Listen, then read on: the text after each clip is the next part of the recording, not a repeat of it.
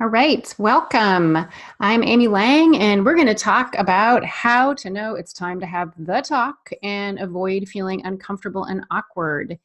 And again, I just want to make sure, it looks like one person can hear and see, or you're not going to see me because you don't get to see me today. Just want to make sure you can hear me. And if you want to communicate with me, if you're watching this live, just click in the bar at the bottom of your screen. If you click chat, that should pop up the chat window, and go ahead and say hello and let me know how old your kids are, because that'll help with the conversation. And I love talking about this. I'm really excited to help you all start feeling more comfortable and confident having the talks with your kids, whether you haven't started or you have. Oops, sorry. Technology. There we go. So this webinar is all for you if you know you're ready to need to have the talk, but you feel uncomfortable and maybe you feel really awkward. Maybe you're even worried or scared. These are all really normal feelings to have when it comes time to have these conversations with your kids. If you don't know, you don't know if they are ready yet, you don't have a clear idea of how to know when they're ready or when you should start the conversations. You also are worried that you're going to scare or scar them. A very common concern, mostly because in most cultures, we don't get really great examples of how to have these kinds of conversations with kids. And scaring them is definitely a worry, and scarring them, of course, is a worry, because we don't want to hurt our kids by giving them information that feels maybe mature or even kind of explicit. And then the last thing, this is also a very common concern, is that you're going to end up doing it like your parents did. And for most of us, that was not necessarily a good experience. And for most of us, that's the only example we have of how to have conversations with our kids about sex. And I know that some of you didn't have any conversations with your kids about sex. So yay, you're kind of a blank slate. That's so exciting for you, and maybe a little bit worrisome. What we're going to look at today is how to help you quickly get more comfortable with having the conversations.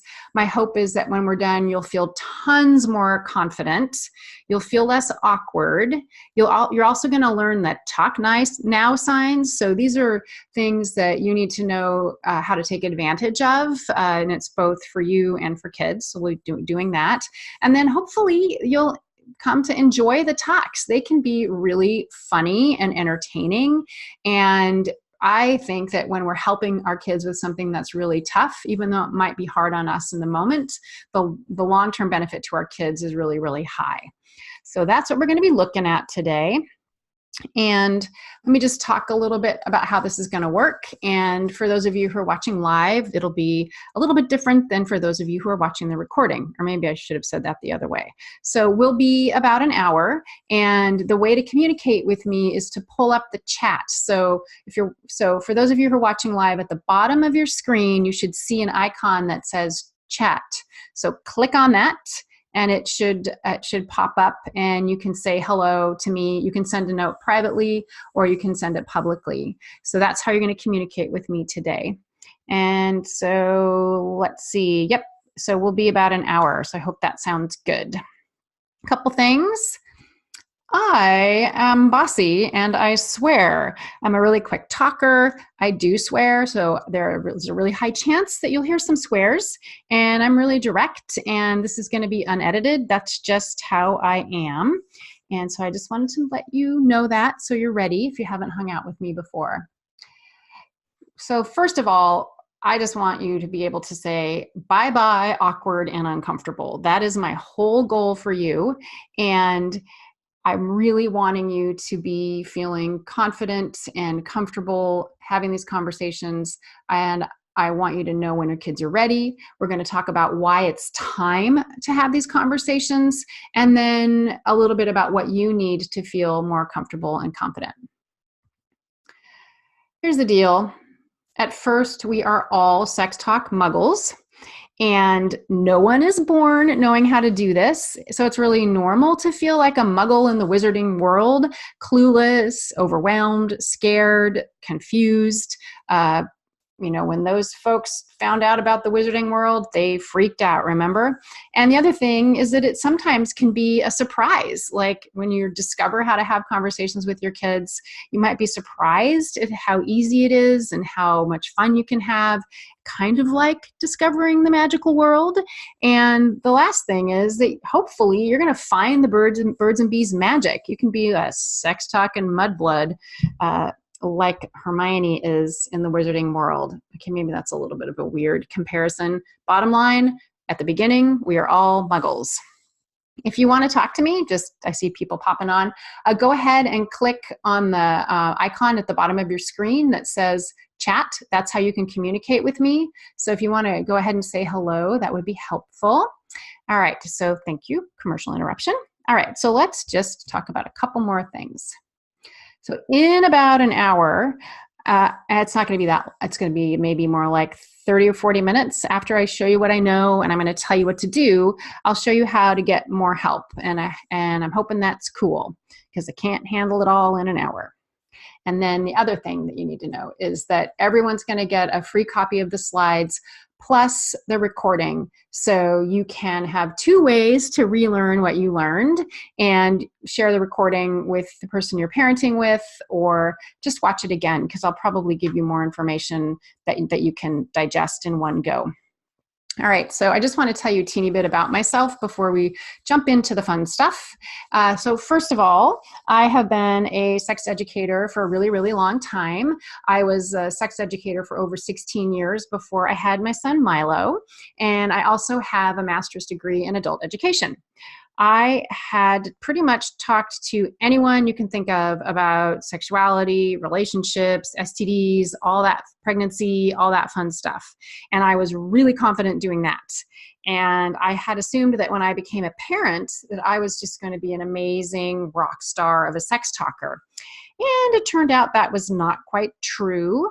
When Milo was about 4, he was getting ready for a bath, and he grabbed his penis and he said, "Hey, Mama, did you know?"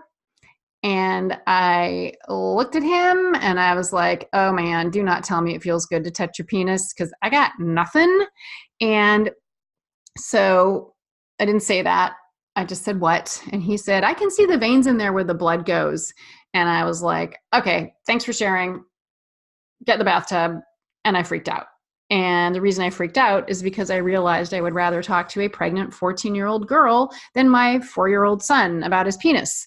And then I started thinking about, like, oh my God, if I'm not able to do this, if I'm super uncomfortable, what's happening with parents who didn't spend their 20s and into their 30s as a sex educator? And I ended up combining my love and interest of sexual health education with my degree as an adult educator. And in 2005, I started Birds and Bees and Kids. Anyway, so what I am expert as is helping parents feel way more comfortable and confident having these conversations.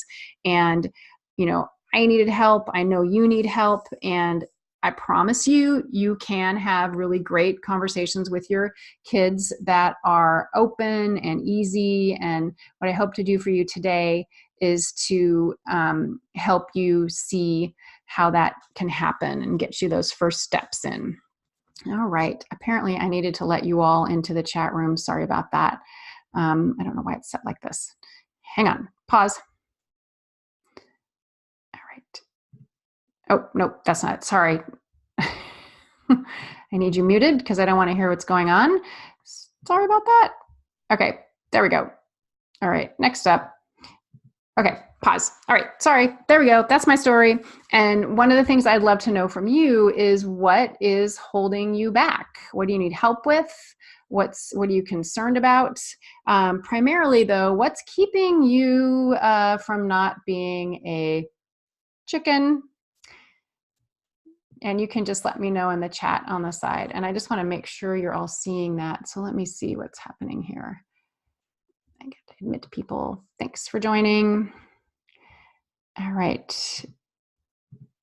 And can you let me know in the chat here? I'm going to say hello. Hello again. All right. So sometimes people are worried about things like they just don't know what to say to start the conversation. They don't know when to start the conversation, what that should look like. They're scared of giving kids too much information. They're worried about them telling other kids. Lots of people are worried about the judgments of other parents if you start talking to sex about this, especially if you're in a culture or in a part of the world where this just is not done. And what if you could be more comfortable? What if you could stop feeling awkward? And what if you could not screw it up like your parents did? This is what I'm hoping we can avoid. All right, so let's start out with these 3 signs that your kids are ready for the sex talk. So first of all, they ask you directly. They say, "What is sex?" They say, "How does the baby get in the mom's tummy?" They ask you direct questions about sex. That's one of the ways you'll know they're ready. And even if they're really young, they are still ready. And we'll talk a teeny bit about that as we move along. And so the next thing that shows you that they're ready is if sex ed at school has actually started, if it's coming in the next year, which is usually 5th grade, or if they've already had it. Sex ed is a big permission grantor. And so if your kid does not know about sex and they're learning at school through sex ed, that's fine. And it makes it easy for you to just capitalize on that conversation that's already started. When kids know what's going to happen in sex ed before they start sex ed, they do better. They feel better. They feel more confident. They feel more comfortable. And they're also more likely to talk to you. When Milo was started 5th grade, that's when they have sex ed in the spring. Cracks me up. Sex ed always happens in the spring. And he already knew everything they were going to teach. And you can actually, P.S., you can request the curriculum for your kid's sex ed program so you know what it is. So he knew all the things, and I was super excited to find out how it was going. So finally, after a week, I said, "How's the sex ed going?" And he said to me, "Oh, Mama, you cannot believe the questions these kids are asking." He could not believe that they were so dumb about what they were learning. And so sex ed is a great opportunity. You can use it as a tool, and it is one of the things that tells you they're ready for the talk.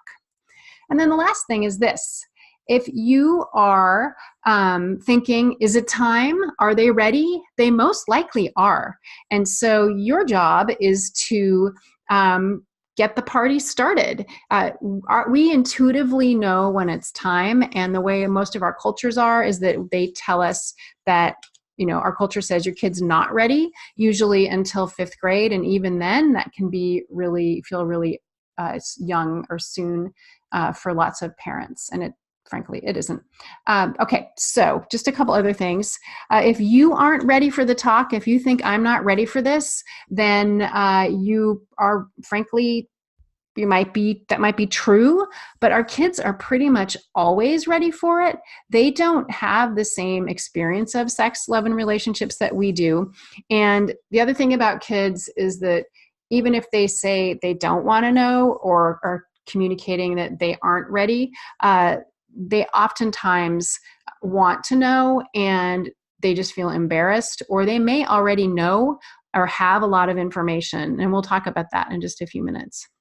When you're able to conquer your fears and get comfortable with these talks, your kids will be way more likely to share your values, which is super important when it comes to sex talking.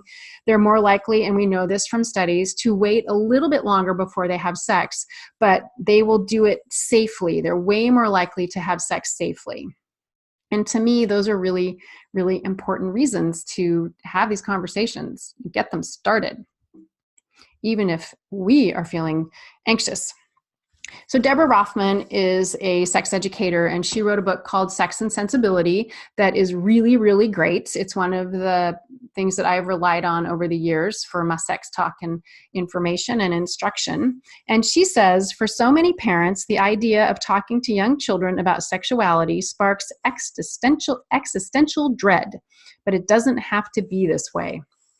if you want that kind of a fundamental, deep-seated fear to go away, you can banish it. I had that same kind of fear, even though I thought I knew it all, but I got myself ready. I learned a bunch of stuff, and then I started talking, and frankly, I kind of faked it till I made it. And then I sex talking stride. I will give you some medicine. Hi. Droppies and flu. Uh-oh. I've got somebody unmuted. I got to go figure out who it is. Let's see. Oh, there she is. Oh, she got it. Okay, thanks. Sorry. Anyway, so I had this same kind of dread, even though I knew what was what and what how I wanted to have the conversations. And I finally hit my sex talking stride, and I'll talk to you about that in just a few minutes. And for Milo, this is just how we roll in our family. It's normal to him. It has been normal to him since we started having these conversations. They are, here and there, and it just seems like regular life to him.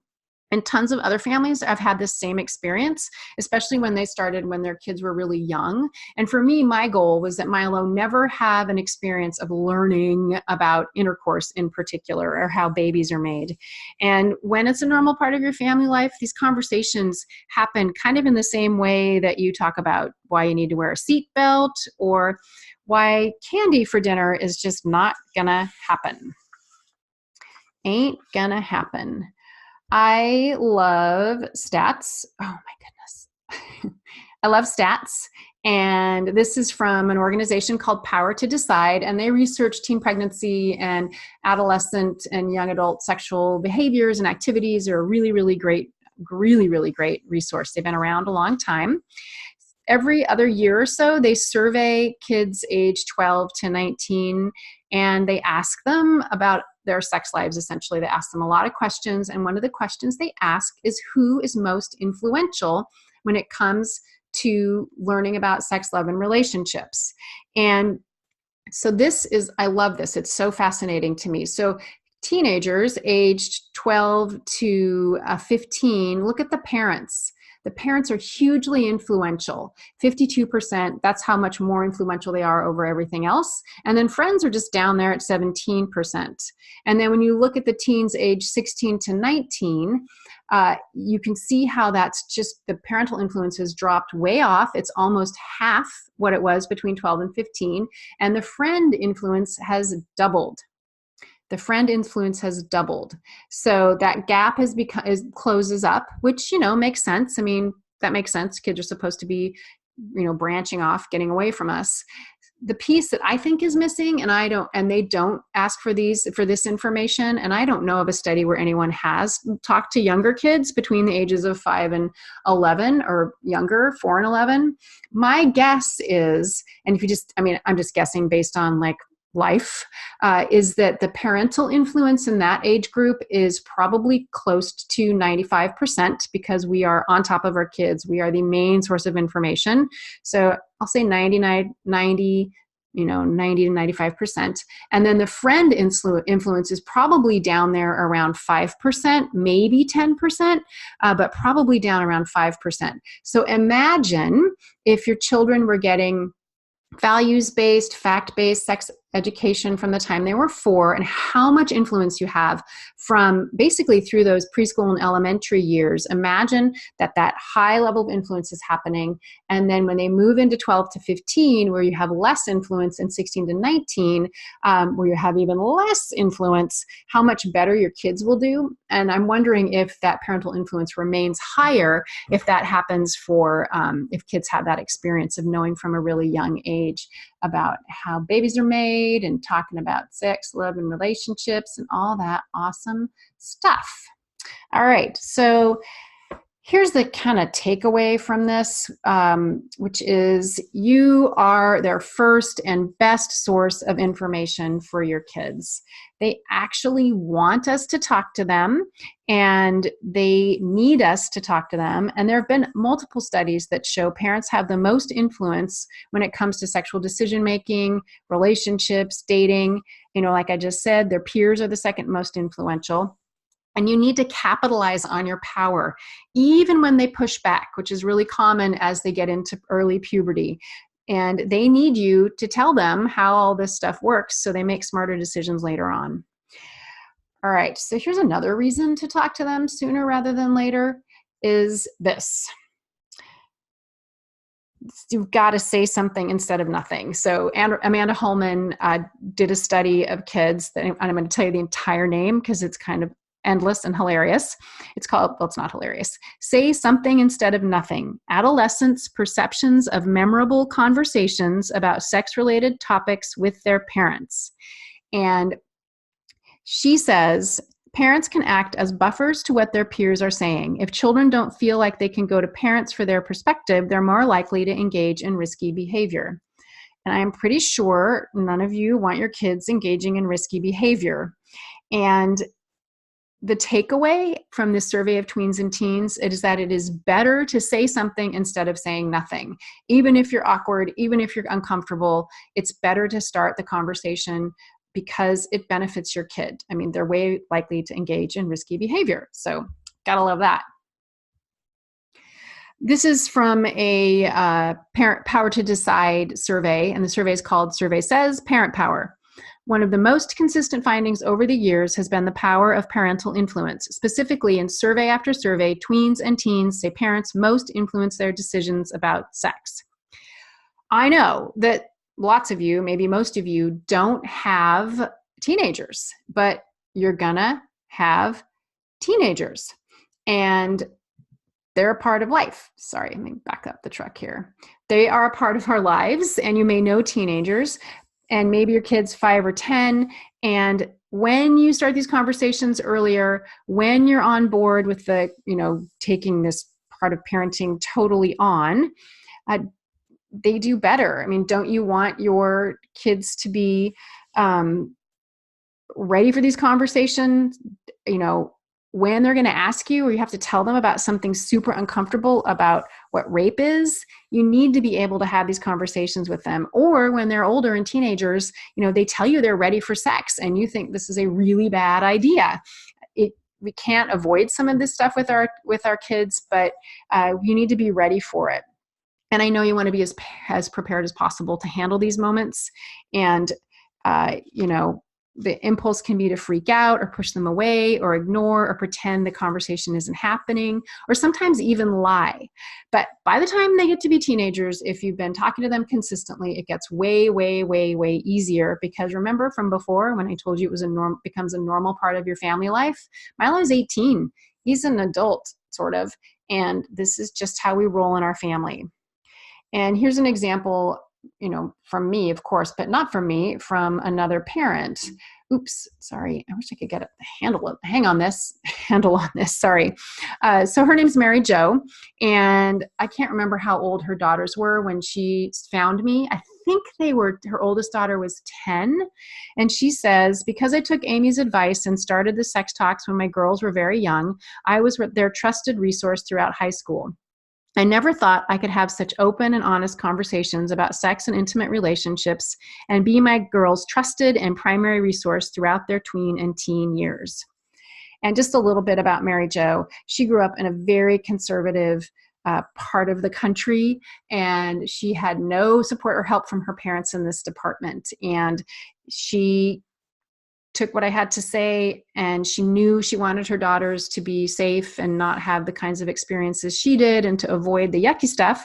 And so she jumped in and started talking. And I remember at the beginning, she was nervous, but we talked more, and she, got some of this information, and she dove in, and it served them really, really well. Really, really well. Okay, let's talk a little bit about why it's time to start these conversations. Well, first of all, you may not be surprised to hear this, but media is more sexual and more sexualized and more adult-like than ever in the history of ever.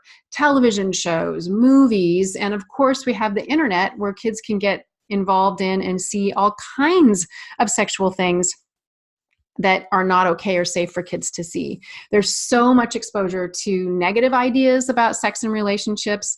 Most of us don't agree with what kids are seeing on television or what they see and hear about even at school or on the internet.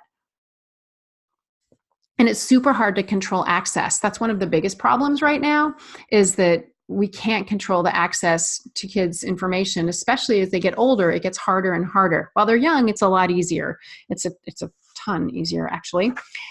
And we can't be with them like 24 hours a day and protect them, because that's just not rational. It's not good for anybody. I think parenting is exhausting enough. So the next thing is that, remember, their peers are the second most influential people in their lives when it comes to information about sex, love, and relationships. And remember how they become even more influential as your kids get older. They have all kinds of information that's not correct. Like, rumors about sex are still out there, like sex is when you kiss with tongues, or you can't get pregnant if you have sex in a hot tub or standing up. And so if you're open and talking about this, then they're going to see you as the trustworthy resource. They're going to be more likely to like check in with you if their friend says something that sounds really weird, and you can straighten them out. And the other piece again is that they're going to learn your values first. And then the last one, and I think in some ways this is the most important one: kids are safer from child sexual abuse when they have open communication with any safe adult about sex and relationships. When they know that sex is not for kids, when they know it's for later in life, when they know the correct names for their private body parts, and they know that they can talk to you even about scary stuff, they're going to be way more likely to, and they're going to be much, much safer. And your openness with them helps them be open with you. When I started Birds and Bees and Kids, and I was trying to figure out what kids need to know by when and how to do all this so I could help you, when I found this little bit of research that kids are safer from child sexual abuse when they know about sex, that was it for me. I was like, I am all in. I'm going to figure out how to do this in the best way possible, and I'm going to do it because, as many of you are unfortunately familiar with and know, it can be a devastating, and usually is a devastating thing when a child is sexually abused. I kind of feel like I should tell you to take a breath now. So if you haven't been breathing, go ahead and take a breath. I'll take one too, like I just did. Heavy breathing here on the Sex Ed show. Okay, let's see what's next. So here's just another a bit of information from UNESCO, which is the United Nations Educational, Scientific, and Cultural Organization. And they did a study called the Study for Education for Health and Well-Being. And what they determined is that a lack of high-quality, age and developmentally appropriate sexuality and relationship education may leave children and young people vulnerable to harmful sexual behaviors and sexual exploitation. So again, talking to kids about sex keeps them safer, helps them to do better, feel better, and ultimately have a better experience of relationships and sexuality when they get older. So basically, it's time to get your poop in a group and get over yourself and start the conversations in the best way that you can. And sometimes the conversations can start without you being ready at all. A kid pops a question. They usually pop the question in the grocery store in front of God and everyone. And there you are. You know, the sex talks can happen when you least expect it. I know you're all probably dying to know, how do we do this? So let's learn, shall we? So we're going to do this in two parts. How to do it, part one. The first thing is you just have to open your mouth and say the words. If you're not talking to your kids, they don't know that you're available. You have to talk to them, and you need to say the scary ones. However, you don't start with the scary ones, which is the next piece. You need to pick something that feels easy and age appropriate for you to start with. It's not cheating to say all the words and say what you want to say beforehand and practice. So one thing that every kid needs to know is the correct names for private body parts. That is an easy place to start. It is generally almost always age appropriate. Even if you have a 12-year-old and you think, she must know, she probably doesn't. And she probably needs to hear it again. So say the words, pick something that feels easy and age appropriate, and then repeat, repeat, repeat. The days of one sex talk are over. You have to keep having short and sweet conversations with your kids throughout childhood and adolescence. One of my colleagues, Julie Metzger, says it's 200 one-minute conversations. I love that. 200 one-minute conversations. It sounds completely doable. And once you start, you really need to keep doing it and keep it up for a really long time. The good news is that when kids are younger, the conversations are farther apart and pretty light and surfacey and short. By the time they are in the end of middle school and into high school, the conversations are almost daily and have more depth and cover more important issues, mostly related to relationships and dating, but still info about, how things work and what goes where and safety and all that fun stuff. All right. Oh, look, it's our friend, the chicken. So again, feeling like a chicken is not going to go away. I have my moments. Even moms like Mary Jo occasionally called. She used to call me and say, okay, I have to talk to you about this. What do you think? So everybody's always going to be a little bit chicken. And I just want to give you some examples of moments when I felt chicken. Some of the moms that have worked with me felt like a chicken. So you can see that the end is near. You don't need to feel like a chicken, or way less like a chicken. I'm not going to lie to you. All the discomfort doesn't go away, but a ton can. So this is one of my favorite stories about Milo. When he was about 6, I was walking him home from school, and we're chatting and marching along. And then he pauses and he says, "Hey, what does fuak mean?" And in my head, I'm like, oh shit, he's asking me what fuck means. So I'm trying to, I'm really chill. And I just said, where did you see that? Where'd you hear that word? And he said, oh, it was written under the slide on the playground at school. And I said, oh, how is it spelled? And he said, F-U-C-K, like you do when you're spelling that word. Anyway, so then I said, well, it's pronounced fuck, and what it means is it means sex, and it's just a really ugly and grown-up way to say sex. I said it's not a kid word, and it's a word that you should never use in front of adults or even other kids, because they can get in big trouble. And he said, okay, and that was it. Meanwhile, I'm like calling the school and saying, the F word is under the slide. You might want to get rid of it, because, I just was talking to my 6-year-old about what the word fuck means. And remember, for those of you who logged on late, I did warn that there would be swearing, because that's just who I am, and fast talking. All right, and so here's the funny thing. Another mom with a kid the same age had exactly the same thing happen to her. She told me that she said, today I had the talk with my 7-year-old daughter, and I did it because she came home and said she learned the F word on the playground. I didn't want her getting her sex talk there too. She says, I think without your help and urging, I would have waited a few more years, when most certainly it would have been awkward. Truly today was mostly a breeze.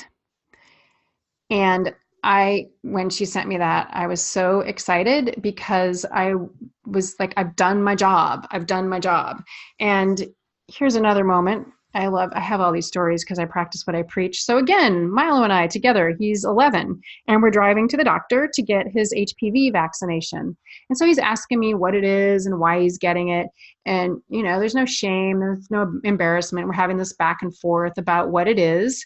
And then he says to me, or asks me, so when someone has HPV, you can see the warts on their penis.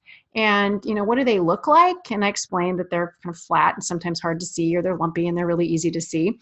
And at that moment in my head, I thought, oh my God, he just said penis like he says butter. Like, this is my 11-year-old kid talking to me about penises without thinking twice about it.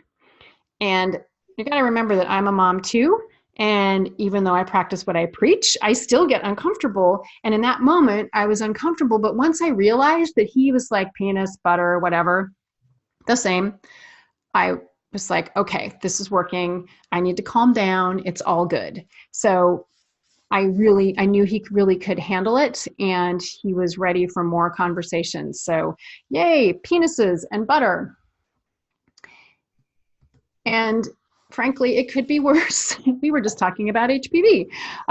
Karen, who's another mom, sent me this note, and she said, talking about pornography with my 12 and 8-year-old daughters is like telling them to look both ways before crossing the street. It comes up casually and without shame, but with facts to empower them. Thank you for clearing the path and providing invaluable information. I was just talking about HPV. She's talking about talking to her girls about porn. Porn, people, something we have to talk to our kids about and is one of the most uncomfortable things to talk with kids about. And she feels good and empowered and confident, and so she can talk to her girls about this, and they trust her in turn. And so everything is casual and calm, which is exactly what I know I want with Milo and what I absolutely want for you. And I'm guessing that you all would like to be able to talk to your kids, you know, about their penises like you're talking about butter. And more importantly, having a conversation about pornography that isn't hard on you or on them. Okay, let's see what else is happening. Oh yeah, how to do it, part 2. First of all, in order to make more headway, you need to empower yourself with information about how to do it well, how to have these conversations in a way that feel comfortable, that aren't going to scare your kids or scar your kids, that doesn't imitate how your parents did this. So you need to learn about how to do this well. The next thing is that's really important. Be sure your sources of information are based in science and not fantasy. There are a lot of books and blog posts and people who talk about how to talk with children about sexuality. And oftentimes they are very much values-based and not based in research and science that show, and surveys of children that show what works better for them. And one of the places that, one of the messages that lots of sex education programs give to adults and kids is that abstinence is the way to go. And I am totally down with abstinence. I think that is absolutely a great value. But if you don't give your kids information about what to do if they decide to have sex with someone, they are way more likely to have sex sooner, to have unsafe sex. So when you talk about abstinence as a value, you also need to make sure your kids know what to do if they decide not to go for that value. So make sure you have information about how to do this well. Make sure that your sources are based in science and not fantasy. That includes the books you give your kids. And then the last piece is this, which feels a little weird. You need to make a plan for starting and continuing the talks. When you know where you want to go, when you have a roadmap, it's a lot easier to have the conversations. When you can see where you want to be, like think about taking a trip. If you didn't plan the trip, you could be driving all over the place. But if you plan your trip, then you know where you're going to go, where you're going to make stops along the way. And like I said, it ain't just one talk anymore. It's small, short and sweet talks along the way. And in my family, apparently my dad, when my brother was 16, my dad said to him, "Hey, got any questions about sex and stuff?" And my brother said, "Nope, all good." That's not going to work. It didn't work then. It's not going to work today. It's not going to work today. So a little planning helps make things tons easier. And the other thing that helps make things easier is if you have one trustworthy resource that helps you have these conversations in a way that reflects your values and is, of course, chock full of information. Alrighty, let's review. Where have we been on this journey? Oh, all right. Let's see. So we've talked about signals that tell you that they are ready for the conversation. We've looked at why it's time to have the conversation. These days, kids are getting information all the time from all different resources. And the other reason is, frankly, that it's just easier on you. When you know how to do it, it's easier on you. Okay, just a reminder that you're going to get free slides, and if you're watching live, you'll get a copy of the recording so you can watch it again later. And again, feel free to share these and the recording with whomever you'd like. The more the merrier. The more people that know how to have sex talks, the better for all of our kids, because our kids are going to be having sex with people someday. And wouldn't it be great if everybody was just as informed as everybody else? I think so. And you're not going to remember everything. Like I said, I'm a fast talker and we're covering a lot, and I just want you to be sure to have everything you need. Okay, so we're going to do the open Q&A in just a minute, and I will figure out how to make it so I can see everybody in the group chat. If you don't mind, would you just say hello to me over there, just so I can see you? And I also want to be sure that I can answer questions, because that's the only way you can communicate with me. And again, for those of you who are watching live, the chat button is down in the bottom of your screen. So click on that and that should let you come right into the chat. All right, thank you. Let's see. So remember at the beginning, I told you that after I'd shown you what I know and talked to you a little bit about how to do this, I'd give you some more ways to get help from me. It's that time. It is that time. So if you need more help, my Birds and Bees and Made Easy online resource center gives you everything you need to get confident and comfortable and way less awkward. Here, everything you need is there. It's called the Birds and Bees Made Easy for a reason.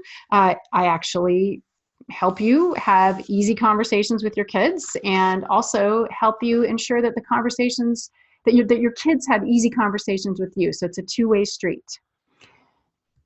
And it's available day and night, when you're freaking out, when you want to prep for a conversation, when you think you may have blown it and given your kid too much information or freaked them out, or even if you haven't given them enough information. One of the chapters is called the Magic Sex Talks Formula, and this makes it super easy to have the conversation. It takes most of the anxiety out and actually decreases the guesswork in terms of how to have the conversations with your kids. It has everything you need to confidently talk about all the things at each age and stage, and you'll know it's coming next, so you know you're ready. And so there are 3 chapters, and then there are a bunch of bonuses, and this is one of them. It's a webinar called What They Need to Know by When, the Birds and Bees from Preschool to Middle School. Not to terrify you, but they need to know everything by the time they start middle school. And this video shows you what I mean by everything. And it'll help you avoid giving them too much information. It's broken out into age group and includes the video, the audio, and then it actually has a document that has everything laid out. And I want you to know when that stuff's, what needs to happen at what age and stage, because we're super confused about this in our magical world. So let's see what else. And I have the resource center. You can find it at tinyurl.com/bbkparents. And if you use the code B&B, instead of $19 a month, it's $12 a month. So, you know, about the same as getting ye old Netflix. I want to give you a little sneak peek, like under the hood. So when you are inside the course, it looks like this. And chapter 1 is 7 easy steps to make the talks rock. And so there's a video, there's handouts, there's audio that you can download so that you can get the information any way you want to and pretty much any way you need to. You'll have a one-stop shop. So this is what it looks like when you're getting ready to look at one of the chapters. And then inside, when you open it up, this is what you'll see. So chapter 3 is about communication tips and scripts. So it has a video, it has an audio, it has handouts. A couple of my one favorite is questions young people ask. I actually did a little survey and the answers to that. And then I have the top 10 questions from parents and the answers to those. So that's what it looks like when you're inside. And then we have other fun. So here, if you're taking a webinar, this is what it looks like. So this is the pre-recorded webinar. So this is about puberty. It's called Puberty Prep. And so you'll see me and you'll see slides and same dealio, lots of information about how to do this and different topics. Okay, so here is the next one. So you might need to take a breath. One of the things that's included is a bonus webinar called Poison Porn, Your Kids and Porn, with my colleague, Joe Langford. And this is to help you figure out how to have the conversations.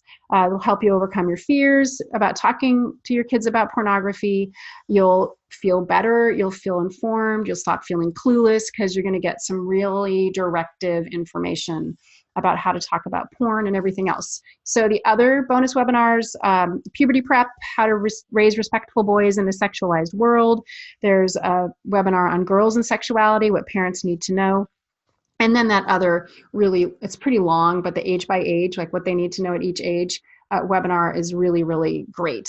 It was one of the best things I've ever done. I felt so happy to have all that information in one place. All right, let's see what else is going on here. If you want to learn more about it, I'm going to just plop the URL over here so you can go check it out yourselves. We're getting there. Oh, let me see. tinyurl.com/bbk parents. Ta-da! And if you use the code B&B, then you'll get $7 off. So it's $12 a month instead of $19. Alrighty, so let's just poke around here a little bit more. All right, so when you go to the site, this is what you'll see, the landing page, and you can watch a little intro video. It'll tell you more about what's going to happen. And then you click on that subscribe button, and that'll take you here to this create account page. And after you do that, it'll take you over to the payment page, and that's where you put in the coupon code. It's B and, oh, too many letters, B and B. And that'll reduce the price. Okay, what else we got here? Okay, so here's some math. This is the good for me math. I am totally happy to do this for you. It's just a one-time cash payment of $15,000, and I will do the whole thing from now until your kid's 18. The problem is you run the risk of me using teaching tools like this one, a banana with a pepperoni in it instead of a banana. And also, I will not be able to avoid sharing my values with them, even if you've told me what your values are. Values always creep in when we're having these conversations. So I just had to use that picture. Part of my motivation for this slide. I just think it's hilarious. Anyway, so, that's good for me math. Here's some good for you math. Or you can do it with my help for $12 a month. You run the show, you figure out how you want to talk to your kids, you find your own words, you create and get clear about your own values, and values are what give you roots when you're having these conversations. You can use your powers for good because you'll know how to do this in a way that feels right and good to you, and like I said, reflects your values. And then I will be cheering from the sidelines. And what that means is providing this information in the Resource Center, but I'll also be doing open Q&As probably every other month, and then I'll do special webinars for folks who are part of the online Resource Center. Here's some really scary math. So that first big number is what it costs to raise a child from birth until 18. That's a big chunk of change. And then that $13,175, that is what it costs each year. And if your kids are somehow involved in a teen pregnancy, you're probably going to be on the hook in some way, shape, or form. And just so you know, most teenagers keep their babies. And just so you know, kids who are really sexually educated tend to not get pregnant or get someone pregnant, or have other issues when it comes to sex, love, and relationships. They have a lower rate of STIs and are generally better decision makers when it comes to sex and relationships. So let's say goodbye to scary math. I don't like looking at those numbers either. All right, so here's this information again. So if you join during the webinar, your monthly payment is $12 instead of $19.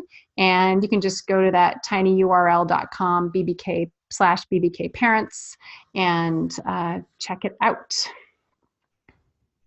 And again, if you aren't going to go hang out there, you can hang out here, slides and the recording to help you figure out what's next for you in these conversations. But wait, there's more. So when you sign up today, you'll also get, or in the next few days, you'll also get a free copy of my Mom's Choice Award-winning book, Birds and Bees and Your Kids. This is where you really get your values clarified. And of course, you learn a bit more about talking to your kids about sex. It's super important that you know your values, because that's what's going to give you roots, and that's what's going to help your kids stay grounded and fly, hopefully, All right, and then you're also going to get instant access to my award-winning video, Birds and Bees and Kids, the Basics. This is basically the jumpstart you need before you start the resource center and before you start the conversations. And it's also really great to watch with whomever you're parenting with. It'll help you all get on the same page. And then there's a super secret bonus that has to do with teenagers. And that's all I'm going to tell you. Mostly so parents of younger kids and parents of teenagers don't freak out. Alrighty, it's question time. And I want to make sure that we get as many questions as possible answered in the time that we have.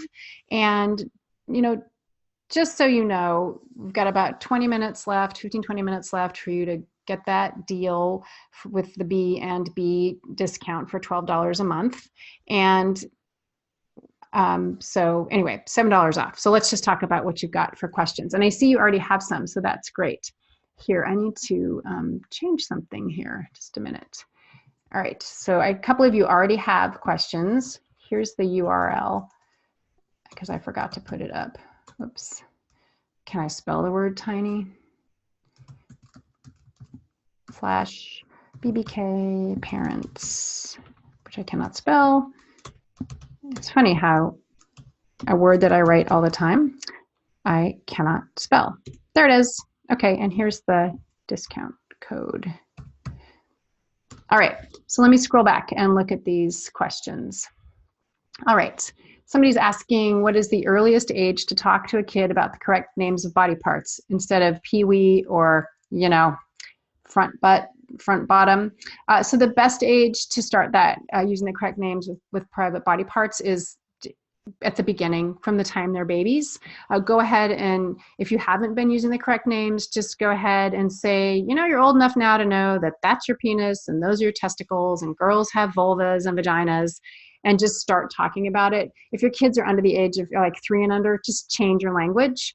And, you know, I have been talking to Milo the whole time, my spouse and I, and after he was about 6 or so, I just stopped saying penis to him because I knew he knew he had a penis.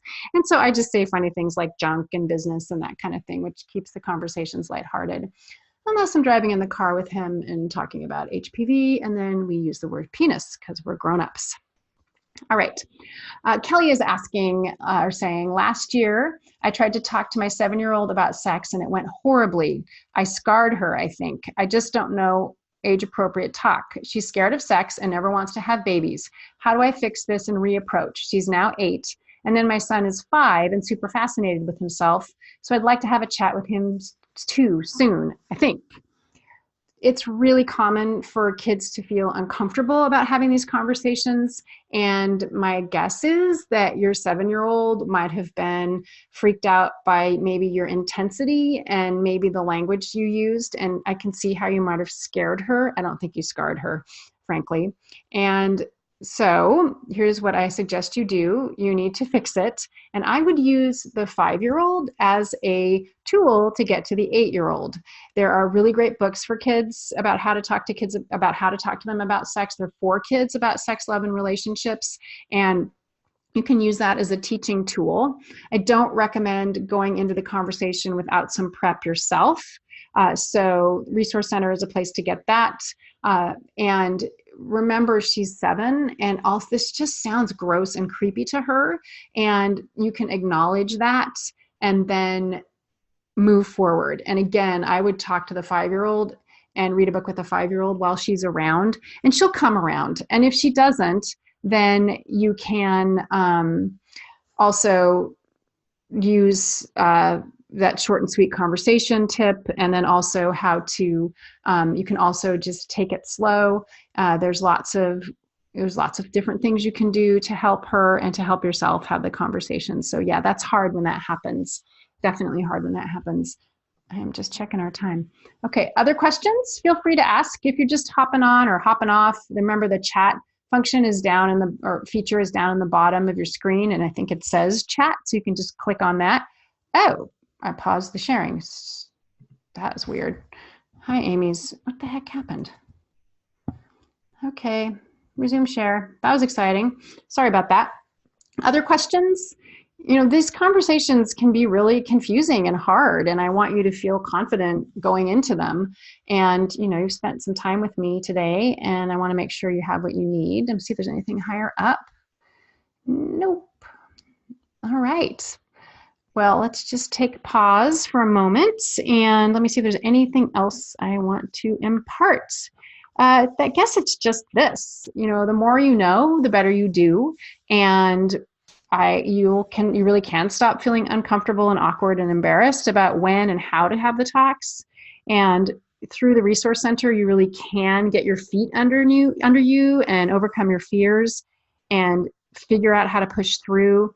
And your kids will benefit from this like nobody's business. I've been doing this for 13 years, and I've seen what happens with families who are really open and talk about this regularly with their kids, and the families who have waited until their kids are in late elementary or middle school, and the kinds of complications they're having, mostly around their own discomfort.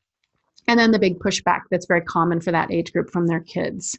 And I know that you want your kids to grow up to be whole, healthy, happy adults. And I want that for them as well. I want that for my child. And I believe that talking with them about sex, love, and relationships really is the missing piece to making that happen. So I just wanted to say thanks for your time. I'm going to hang out here for a minute and answer a couple more questions. Oh, and speak of the devil, here we go. I have 3 boys. Should I have separate talks with them or talk with all 3 of them together?